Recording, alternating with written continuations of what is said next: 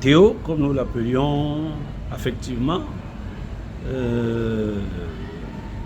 était quelqu'un de très humble, qui était famille parce qu'il était un frère aîné. Et c'est quelqu'un qui voulait encadrer la jeunesse que nous étions.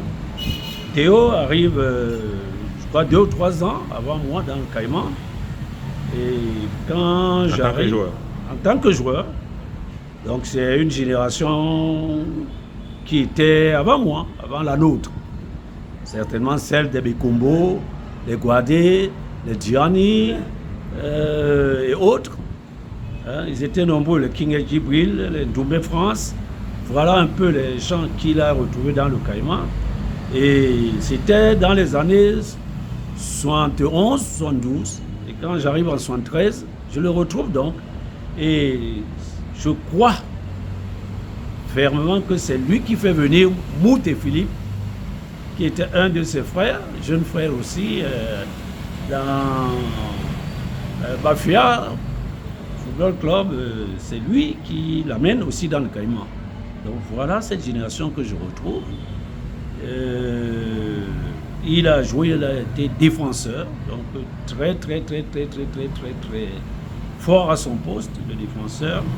Et c'est lui qui nous nourrissait en termes de ballon, parce que le contact était tellement simple et il comprenait que nous avions envie de gagner et il faisait tout pour que nous puissions donc avoir ces ballons qu'il parfois montait balle au pied pour pouvoir nous servir. Donc c'était aussi une très grande défense avec les Mikumbo. Lui, il était là, les Tanga, les King et autres. Donc c'était une équipe complète. 2 ou 3 ans après, on n'avait plus notre entraîneur et il s'est permis de prendre les rênes de l'entraîneur qui n'était plus là et il nous a entraînés. Donc c'est quelqu'un, et nous étions, on appelait ça vers la gare de Messenguela, Plateau. C'était notre stade d'entraînement. Et Théo était à Aqua. Il ne venait pas de loin. Il a habité Aqua, à Bonamouti. Donc en face de l'hôtel sans publicité, qui est en face du lycée d'Aqua là. Donc il était dans cette rue. L'hôtel Lumière. Sans publicité, oui. Donc c'est là où il habitait, avec Théo.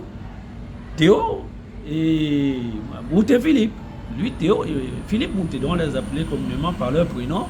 Donc on s'est familiarisé.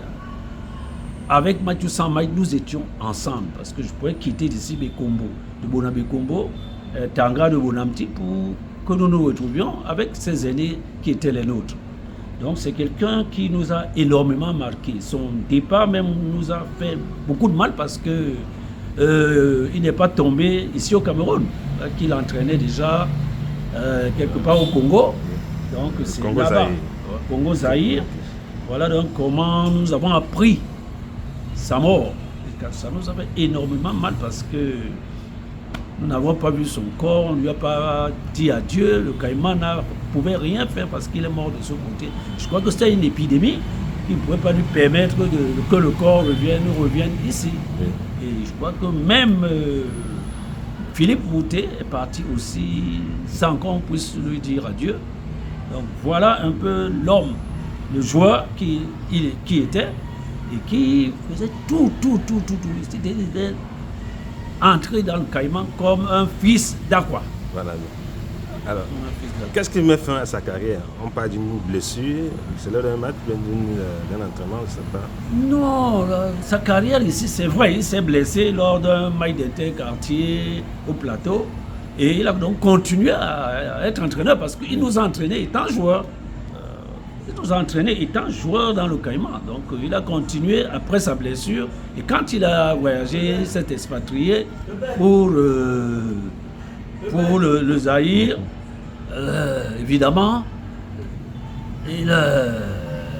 on ne l'a pas revu. Bien. Donc c'était son départ et c'était sa vie. Voilà un peu Bafia Club pour venir nous retrouver. Et il s'est intégré pleinement dans ce Caïman-là. Est-ce qu'il a gagné un titre avec le Caïman? Avant moi, je crois qu'en 74, le Cameroun était champion. Donc, 60, oui, 60, parce que moi j'arrive en 73, non, légèrement avant. Oui. Voilà, le Cameroun était en 72, je crois qu'il était champion. Et donc, Abon a certainement fait partie de cette équipe-là. D'accord. Après, il se retrouve dans plusieurs clubs comme l'Union Sportive Douala. Dans l'Union de Douala, voilà. Où il a remporté le titre de champion. Le titre de champion. d'Afrique. Il est parti, mais il n'a pas quitté sa maison. Il était à quoi? Et voilà, l'homme qui s'est intégré pleinement dans ce village, appelé à quoi? C'était Théo. C'était Philippe, Mouté. Voilà, c'était des frères. Voilà. C'était des frères. Est-ce qu'il y a une anecdote, hein, les secrets de vestiaire qu'on peut raconter, qui vous a marqué? Ces secrets de vestiaire, j'en ai pas beaucoup connu. Moi, j'arrive en 73 et quelqu'un après, il n'est plus avec nous. Donc, on n'en a pas beaucoup connu. On n'a pas beaucoup connu, mais je sais qu'il y avait comme une sorte de pari entre les défenseurs et les attaquants. Il fallait marquer très tôt, gagner pour pouvoir leur permettre, eux, les défenseurs, de se libérer. Voilà pourquoi je marquais très tôt, nous marquions très tôt, parce que c'était un pari. On faisait 15-20 minutes sans marquer, eux sans encaisser, les primes étaient partagées, quoi. Voilà un peu cette anecdote-là, et ça a fait une sorte de motivation, parce qu'il fallait qu'il encaisse, et nous, il fallait marquer très tôt, parce que 15-20 minutes, vous n'avez pas encore marqué, les Mikombo, nous engueulaient, les Tanga, les Abon, paix à son âme, mais jusque-là, vous n'avez pas encore marqué. Non, c'est pas possible, ça, donc c'était un peu... Vous mettez la pression. Ils nous mettaient la pression et nous, nous étions jeunes, nous marquions très tôt, il fallait marquer pour qu'ils ne nous coupent pas quelque chose dans l'autre pays. Voilà un peu. Ça faisait rire, mais ça donnait les résultats qui étaient escomptés, qui étaient les nôtres, gagner, marquer tout pour pouvoir gagner. Alors, voilà on va terminer peut-être un mot à l'endroit de sa famille, 30 ans. Ben, c'est le mot que nous avons beaucoup souffert. Nous souffrons de l'homme. De l'homme qu'il a été, parce que nous n'avons pas eu l'occasion de lui dire adieu. Quand il nous a quittés, il était à l'étranger, au Zaïre, donc on ne pouvait rien. L'épidémie, on ne pouvait pas, le corps ne pouvait pas venir, je crois. Non, finalement, le corps est arrivé. Il est arrivé plus tard. Voilà, donc il est parti. Et on n'a pas eu cette information-là, vraiment parce qu'on parlait épidémie, et que bon, on ne pouvait pas. Certainement, le temps est passé, un tantinet, et on a perdu l'homme à travers cette épidémie-là. Voilà, dans la famille et au nom du Caïman, je dirais même du canton, que c'est un frère qui est parti. Malheureusement, on n'a pas pu le célébrer dans ces derniers jours, à ce départ-là, sous les maillots du Caïman, on n'a pas pu le faire. Et ça, nous souffrons, nous avons souffert, que ce soit pour lui-même, Théo, que ce soit pour Philippe, qui était des frères, parce que c'est lui qui fait venir Philippe à ses côtés ici. Et ils ont habité dans la même maison, là, en face du lycée d'Aqua.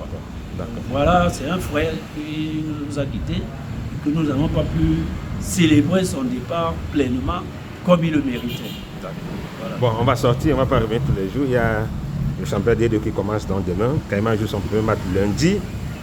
On aimerait qu'en tant que patriarche, autorité, ancien gloire du football camerounais et surtout du Caïman Club Douala, vous avez laissé un message à l'endroit de Banabangando, surtout que l'équipe souhaite retrouver sa place au sein de l'élite.